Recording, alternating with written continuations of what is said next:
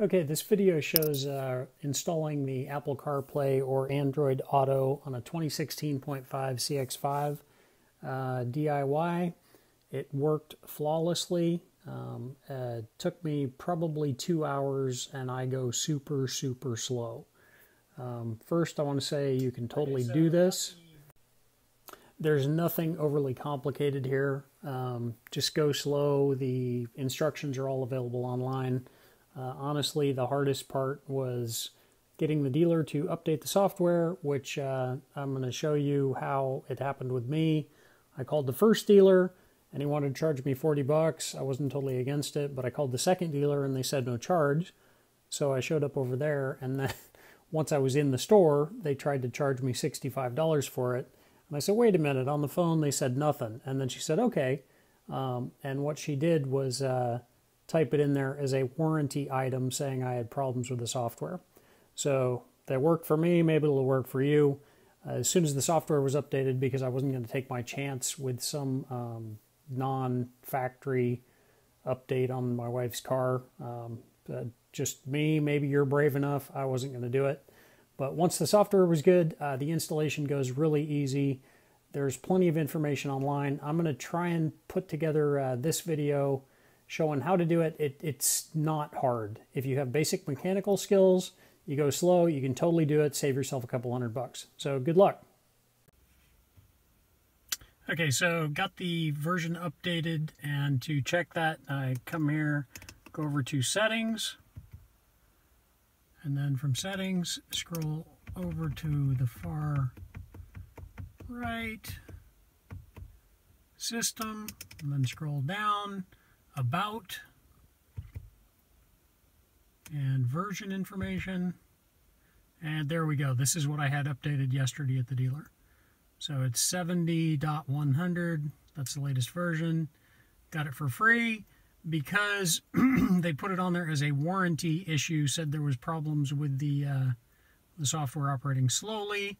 And as soon as I got that, I came home and installed the kit. And now I have Apple CarPlay. You give credit where credit's due. I watched this before I started this process. Box, gotta push here and push here. Basically push those two in, and it's gonna come down. So it drops right down. Then you gotta disconnect this guy. If you look at it closely, it just slides up.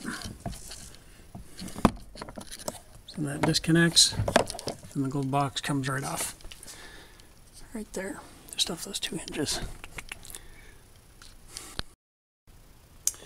Alright, so the next thing the dealer instructions say is put a little tape right here so it doesn't scratch it. And I'm going to be using this fine Harbor Freight trim and molding tool set to pop that off there. I think these things are all plastic. I haven't opened it yet. But we'll pop this off and then work the clips going along there.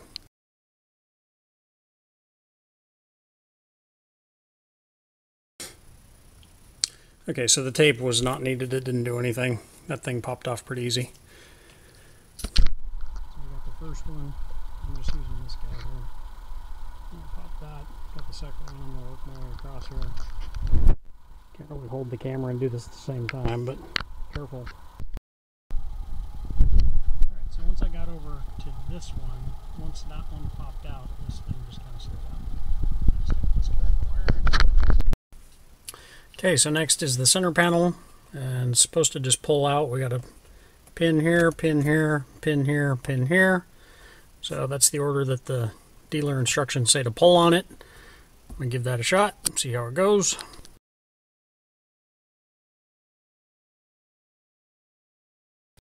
Okay, success. That did work.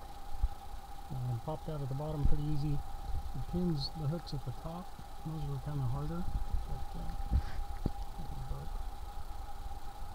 it did kind of stick there though. So it looks like this tape helps it stick in there. Okay, so now it's down to the center panel removal, and there's just, you got two screws, one there, and then there's a bolt back in there.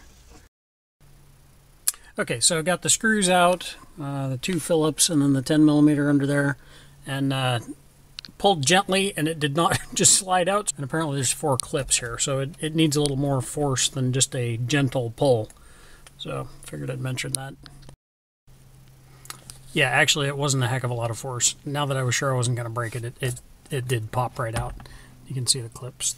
I can't really see them. My light situation's not that great here. Should have mentioned I disconnected the negative terminal on the battery before starting this, so we don't have any interior lights. I got a headlamp on.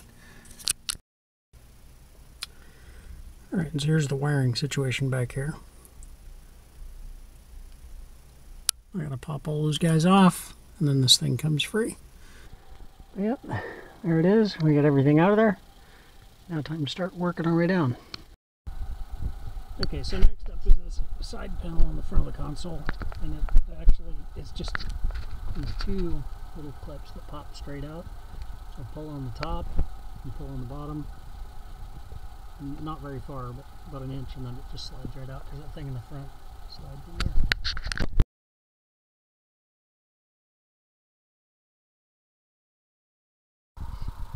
Okay, so up to this point, I've basically been following along with the instructions that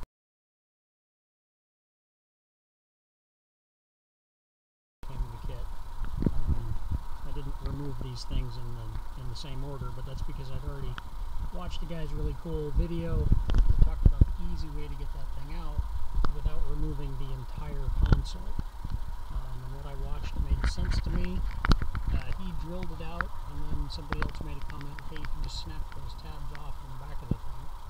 And so that's what I'm going to try and do by accessing it here, getting up in there with a long, thin screwdriver, and see if I can snap the tabs off. And I'll show you what those tabs look like.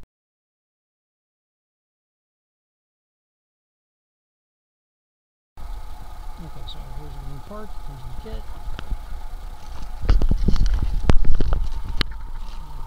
This. And we've got these tabs right here on the top and the bottom on both sides, and those will secure this guy in there. So the theory is if we can get rid of those tabs, we can just slide this thing out the front without pulling everything out. Okay, so using this big long screwdriver, I was able to snap the two on this side. It actually wasn't bad at all. But I needed the screwdriver this long. Pop, the two on this side popped right off. Now going to the driver's side. Alright, so success. Snapped off all four of those tabs. And I actually wound up doing all of it from the passenger side. The driver's side was harder to see. But when I got this guy in there, now that is a pretty long screwdriver. Craftsman, I don't know if you can read that. 41248. Just 3/16. And the two clips on the passenger side were super easy to get to, and surprisingly the bottom one on the driver's side was pretty easy to get to. It was the top one on the driver's side that was hard to reach through there, but the screwdriver's long enough, and you can actually see to get on there. You just get the tip under there, twist it, and it popped right off. So, woohoo! So that just saved me from removing all this stuff. Alright, so aside from the little box that we're going to install, this is the other half of the kit. You got the wires, you got a bunch of zip ties, and you got this foam tape stuff that once you get your dash apart, you see this is wrapped on all the wires to keep them from rattling around. So instructions say to wrap some of these before you even start, so that's what I'm doing now. Okay, so I got the foam wrapped all along the wire. A little bit of a tedious process. It says 600 millimeters are unwrapped according to the instructions there, and that basically equates to about 23.5 inches from the black and the brown plug. So next up is routing this baby. You can drop it down from the top here. You can actually see the wiring harness if you look straight down. I don't think it's going to show up on the camera, but okay. So now I've got the cable running here. Let's see if I can get in there where you can see.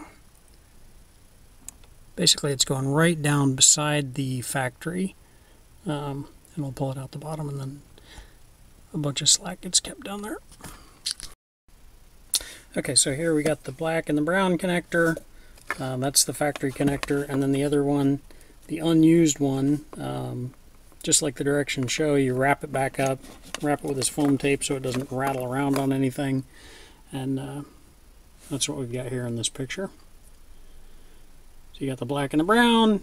Got it wrapped up, got it zip tied. Everything's cool. So we can just, as far as this goes, I mean, I'm going to vacuum it. I realize I'm a little dirty in here, but that thing's ready for installation on the bottom. So now it's just routing the wire. Okay, so I got it routed up through here. We got, you know, 2 miles of extra wire. But here's the new USB cables, and there's the one that we're going to wrap back and cover with foam tape and then zip tie it. So that's where I'm at now. Once I get this connected, I'll know how much slap I have to play with to follow the factory attachment for this guy. So the top is good now. Now we just need to figure out what to do with the 4 miles of slack.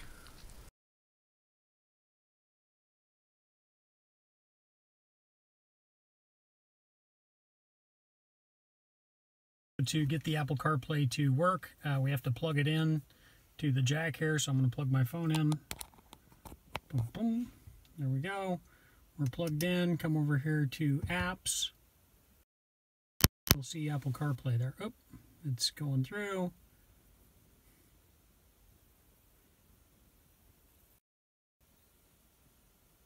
Okay, so yeah, as soon as I plugged the phone in, it jumped over to CarPlay and kicked me out of the video recording. But here it is, Apple CarPlay, whatever apps you've got loaded on your phone that are CarPlay compatible are going to come up here. Works like a champ. Super easy using the center console thing. You can either twist it or, you know, move it up or down depending on how you want to go.